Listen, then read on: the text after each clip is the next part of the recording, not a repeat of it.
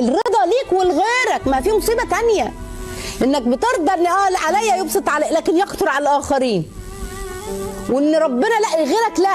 يا ابني غير، يا تحسن الظن في الله. ربنا عليم حكيم، ربنا موزع الاقوال يقسم الارزاق.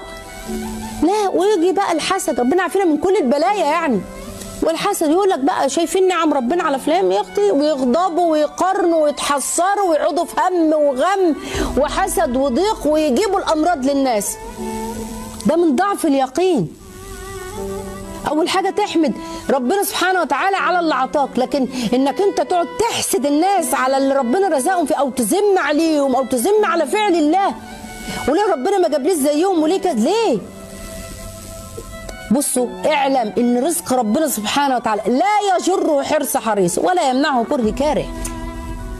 مش بالمعايير دي. البخل صفه